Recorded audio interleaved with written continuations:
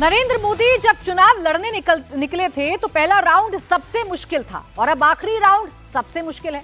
पहले फेज में नरेंद्र मोदी के सामने तमिलनाडु था और 7वें फेज में मोदी के सामने कोलकाता है। 2019 में मोदी तमिलनाडु की 39 में से 39 सीटों पर हार गए थे और कोलकाता की 9 सीटों पर भी उनका स्कोर 0 ही था। लेकिन 7वें राउंड की वोटिंग से पहले प्रधानमंत्री ने कहा है कि देश में सबसे बेस्ट रिजल्ट बंगाल से ही आएगा।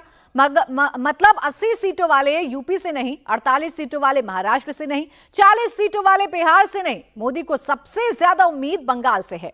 4 जून को क्या होगा, समझिए इस रिपोर्ट में।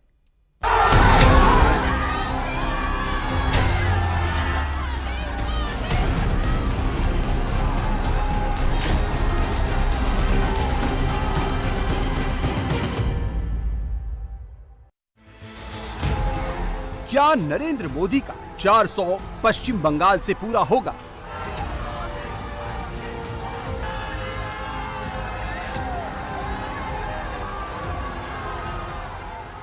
इस बार पूरे हिंदुस्तान में द बेस्ट परफॉर्मिंग स्टेट कोई होगा, द बेस्ट परफॉर्मिंग स्टेट कोई होगा तो पश्चिम बंगाल होने वाला है। पश्चिम बंगाल के बारे में नरेंद्र मोदी जो कह रहे हैं उसका बेस क्या है?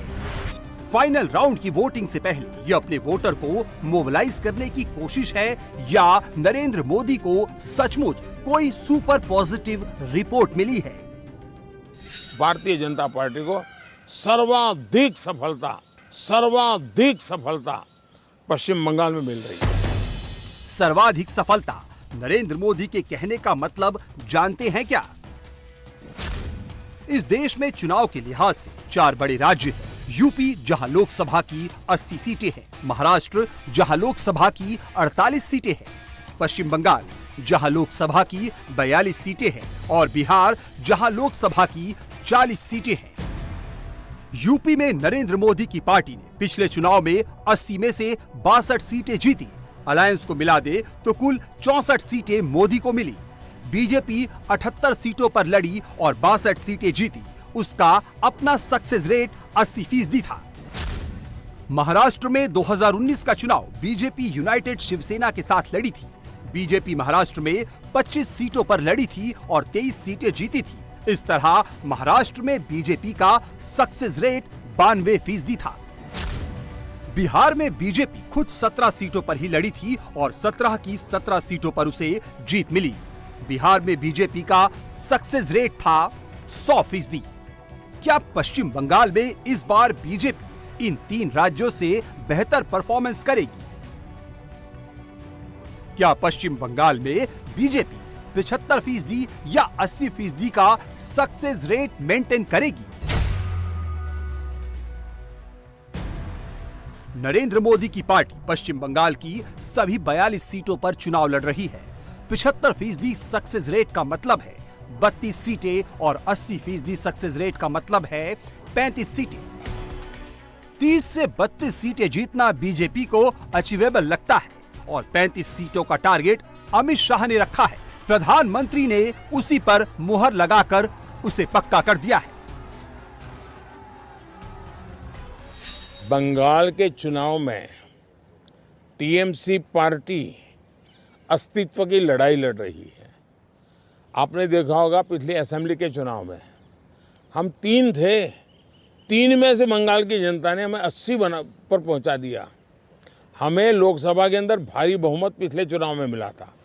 इस बार पूरे हिंदुस्तान में द बेस्ट परफॉर्मिंग स्टेट कोई होगा तो पश्चिम बंगाल होने वाला है। भारतीय जनता पार्टी को सर्वाधिक सफलता पश्चिम बंगाल में मिल रही है और पश्चिम बंगाल का चुनाव एक तरफा है।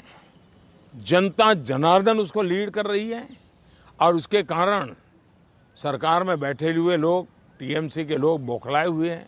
लगातार हत्याएं हो रहे हैं, हमले हो रहे हैं।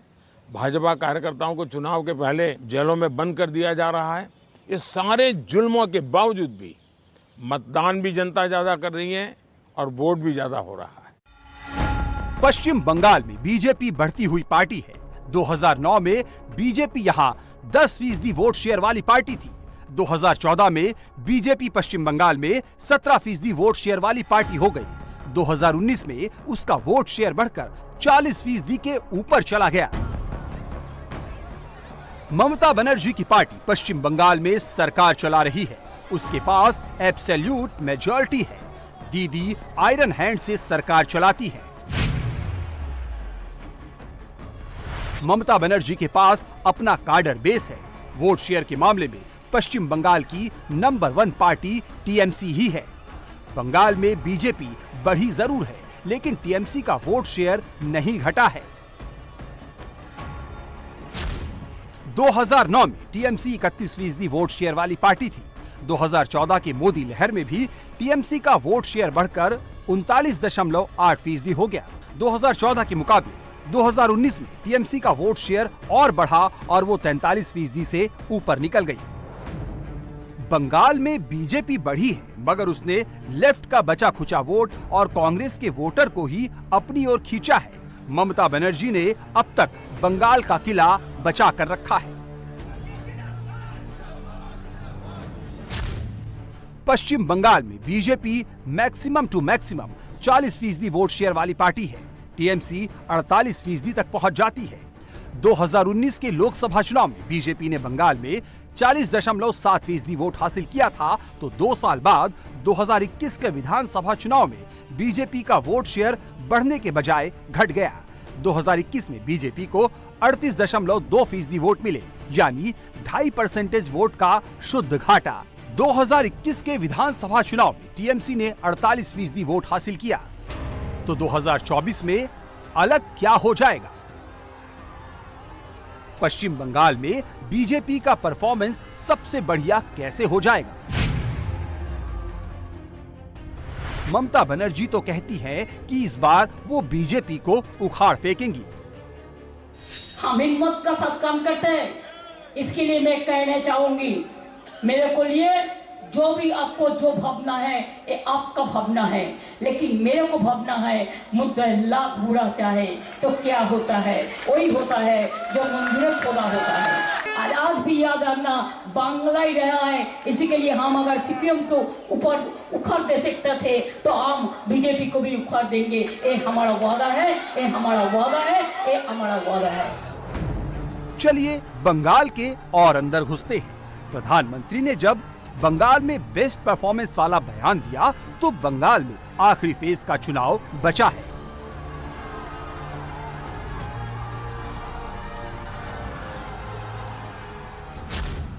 ममता बनर्जी का सबसे मजबूत किला ग्रेटर कोलकाता। यहां बसता है बंगाल का भद्रलोक। उसके साथ मिलता है ममता का मुस्लिम वोट बैंक। नरेंद्र मोदी ने जिस कोलकाता में रोड शो किया, उस कोलकाता का रिकॉर्ड है। ये शहर कभी बीजेपी के साथ आया ही नहीं। यहाँ ममता का राज चलता है। ममता की ही पार्टी जीतती है। 2019 का रिकॉर्ड देख लीजिए। Basirhat margin 3,50,369, Diamond Harbour margin 3,20,594, Jaynagar 3,16,775 vote का मार्जिन, जादवपुर 2,95,239 वोट का मार्जिन, मथुरापुर वोट का मार्जिन 2,03,974 और कोलकाता दक्षिण में यह मार्जिन 1,55,192 पर रहा। जबकि कोलकाता उत्तर में मार्जिन 1,27,095 वोटों का रहा, तो बारासात में 1,10,169 और दमदम में 52,999 वोटों का मार्जिन रहा। 7th फेज की ये 9 सीटें ममता का ऐसा मजबूत गढ़ है जो अब तक बीजेपी के हाथ नहीं आया है। इन्हीं इलाकों के दम पर, इन्हीं सीटों के बल पर दीदी ये कह पाती है कि वो बीजेपी को बंगाल से उखाड़ कर फेंक देंगी।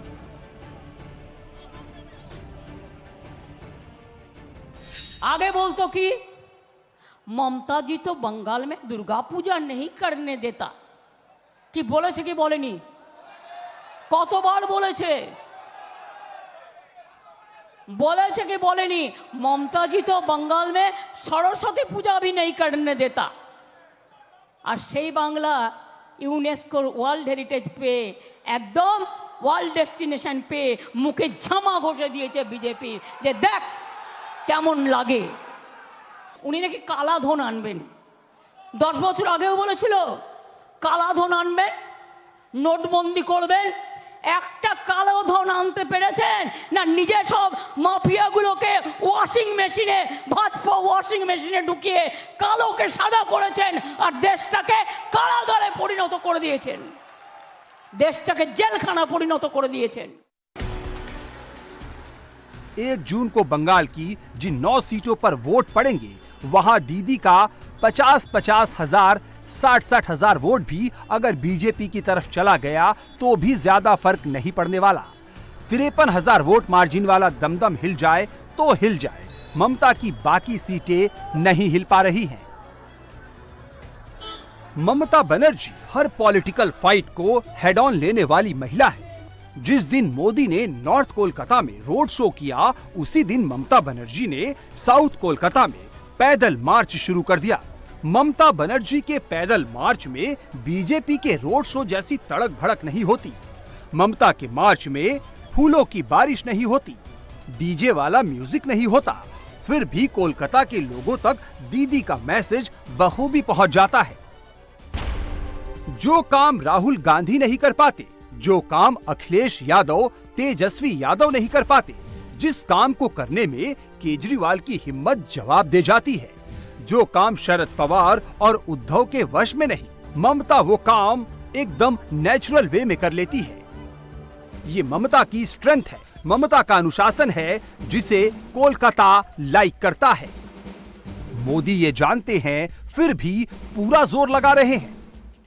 पहले मैंने गारंटी दी थी, न खाऊंगा न खाने दूंगा। अब मेरी गारंटी है, जिसने खाया है उससे बाहर निकालूंगा और जिसका खाया है उसको मैं लौटाऊंगा। टीएमसी के नेताओं के पास भी ये जो नोटों के पहाड़ निकले हैं, एक एक रुपये का हिसाब होगा। जिसका लूटा है उसको वापस कैसे मिले, इसके लिए मैं कानूनी रास्ते बना रहा हूं। 4 बड़े राज्यों में बंगाल ही वो राज्य है जहां मोदी ने सबसे ज्यादा मेहनत की है। ऐसा नहीं है कि इसका फल नहीं मिला, बीजेपी को मोदी की मेहनत का ही फल मिला है और भरपूर मिला है। साउथ बंगाल को छोड़कर हर रीजन में बीजेपी मजबूत हुई है।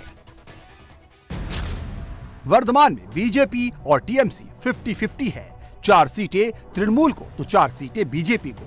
जंगल महल में बीजेपी आगे है, यहाँ 3 सीटें तृणमूल के पास हैं तो बीजेपी 5 पर है। और इस बार तो जंगल महल की सभी 8 की 8 सीटों पर बीजेपी को अपना कब्जा होता दिख रहा है। सेंट्रल बंगाल में स्कोर 2-3 का है और नॉर्थ बंगाल में 0-4 का स्कोर बीजेपी के फेवर में है।